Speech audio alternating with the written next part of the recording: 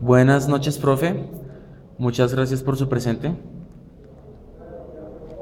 Buenas noches, Michael. Bueno, agradezco la invitación a este ejercicio sobre algunas inquietudes que presentas en los procesos de formación eh, ética Y y profesional. profesional. Ética profesional. ¿En qué lugares has trabajado? Bueno, en primera instancia me presento, soy la profesora Rosemary Cifuentes Bonet de la Facultad de Educación. He estado vinculada a nivel académico, inicialmente con el Tecnológico de Monterrey, en México, posteriormente a retornar al país con la Universidad del Magdalena, eh, en la costa atlántica, y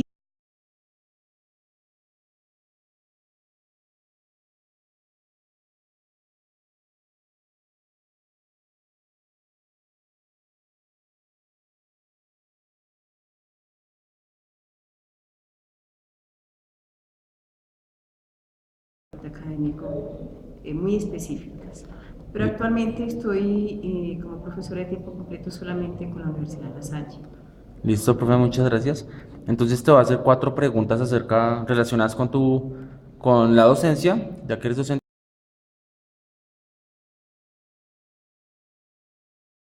Hablando de un bien interno, pues para darte aclaración sobre qué es. Entonces el bien interno es aquel que hace que una profesión se distinga a las demás y pues por ende va a tener un peso social, ¿sí? Entonces, por ejemplo, como te decía, entonces si hablamos de un doctor, el bien interno podría estar en sanar las personas físicamente, se podría hacer ya que las demás profesiones no pueden acudir a ello. Sabiendo eso y con base en la información que te di, para ti, ¿cuál es el bien interno de tu profesión?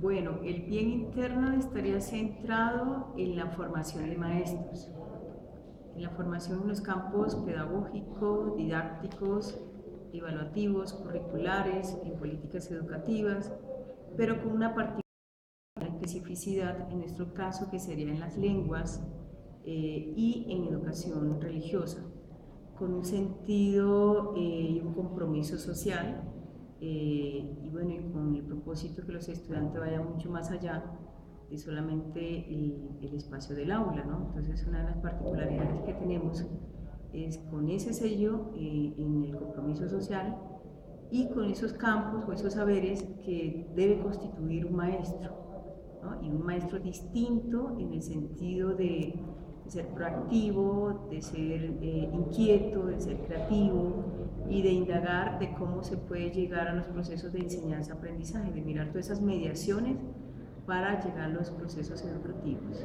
Listo, profe. La siguiente pregunta sería entonces, bueno, con base en lo que has dicho, también, ¿qué situaciones problemáticas en términos éticos has tenido tú que vivir y a través del ejercicio de tu profesión y cuál ha sido el desenlace de dichas situaciones? Bueno, directamente no he estado en una experiencia en el que esté algún conflicto ético o moral, pero sí tuve referencia de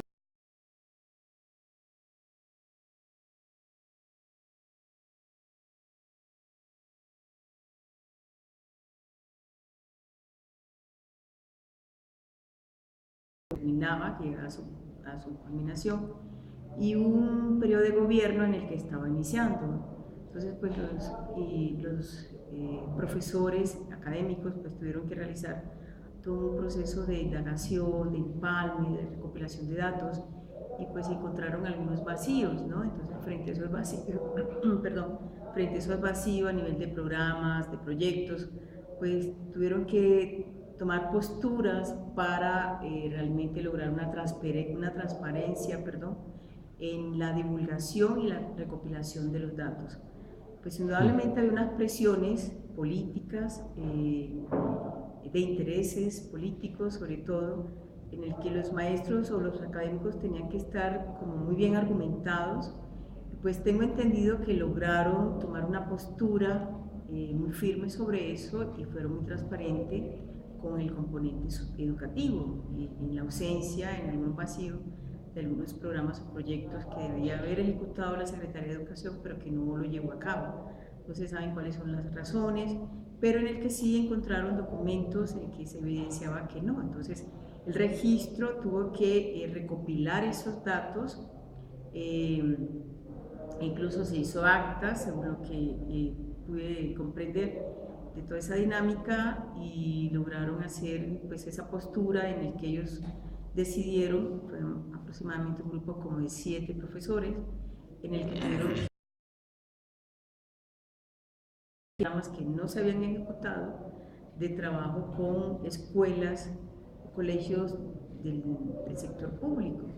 Entonces fue un compromiso complejo en eso, pero llegó a un feliz término en el que realmente sí se pudo evidenciar esa postura ética de los colegas en esa experiencia. Particularmente no he tenido ninguna. Yo no participé en ese momento de ese ejercicio, aunque estuve vinculada también con el sector público, pues directamente no se llevó a cabo ningún proceso en el que estuviera algún compromiso de mi parte en ese sentido.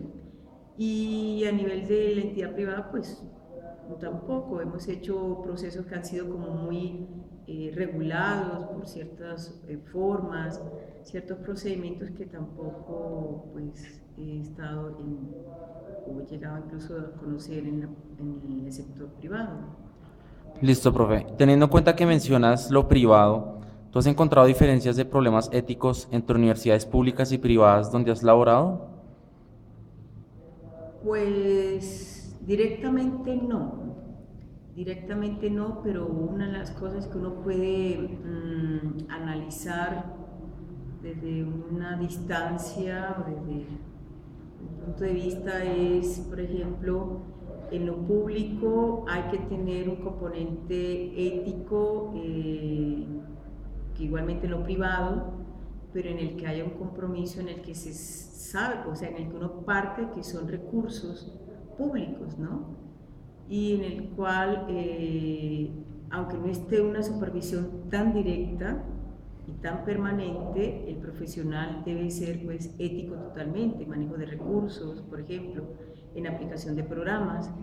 Eso considero que debe darse mucho en todo pues, en el sector privado y público. En el privado hay un acompañamiento mucho más seguido, ¿no? Porque hay unas dependencias que se encargan directamente de la ejecución de presupuesto y cumplimiento de compromisos. Entonces, periódicamente se van dando reportes y hay las posibilidades de tener un mayor seguimiento. En lo público, pues indudablemente debe existir algunas dependencias en ese sentido,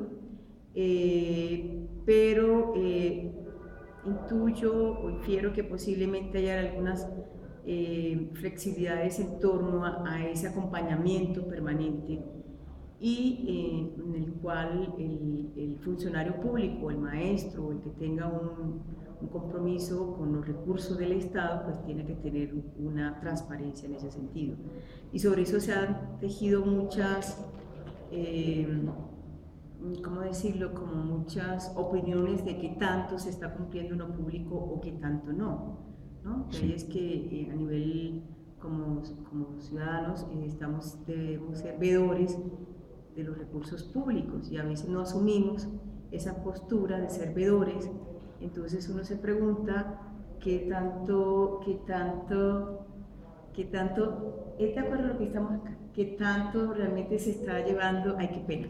¿Qué tanto se está cumpliendo con los procesos y los recursos del Estado, ¿no? Entonces en esa parte la veeduría, como ciudadanos tenemos que asumir ese rol y no tenemos esa cultura. Y los funcionarios públicos que pues igualmente tengan esa transparencia y honestidad en esos procesos, ¿no? Pero directamente si conozco de algún caso o algo, no. Listo, profe. Muchas gracias por tu ayuda.